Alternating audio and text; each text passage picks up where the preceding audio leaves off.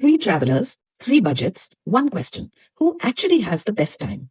Aryaman is going to Monaco because his tax bracket demands it. He has been to Monaco before. He has $1,000 a day to spend. Priya is going to Paris on a group tour. She has watched 47 videos on Paris. Priya has $100 a day to spend. Raju wears a backpack twice his size. He's going to Bangkok. Raju has $10 a day. Aryaman is in a seat with more buttons than a space shuttle. He has warm nuts and cold champagne and a pair of noise-cancelling headphones that cost more than Raju's entire trip.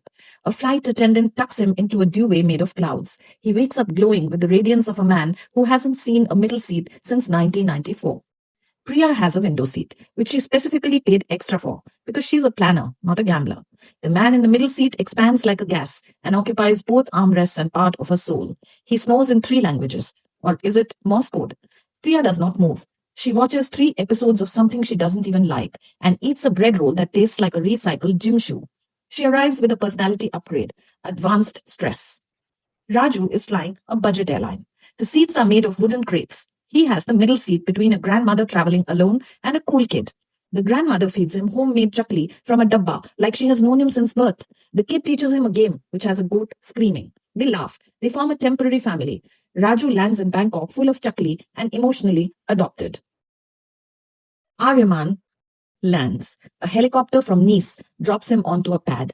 Gerald, a driver who hasn't blinked since 2018, stands by a car that smells like leather and silence. They drive for 20 minutes without a single word.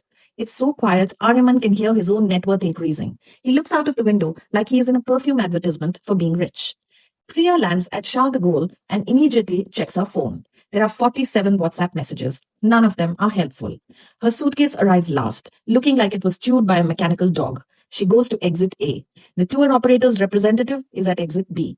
Her spreadsheet is no longer a plan. It's now a list of people she intends to sue.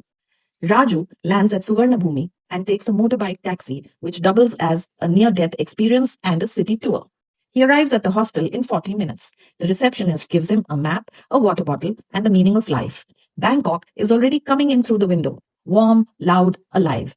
It smells like lemongrass, exhaust, and something frying that could fix all his problems. Raju opens the window wider. Kevin the cockroach takes up a position on the windowsill. Subscribe. Episode 2 is where the real trip begins and the budgets start to matter.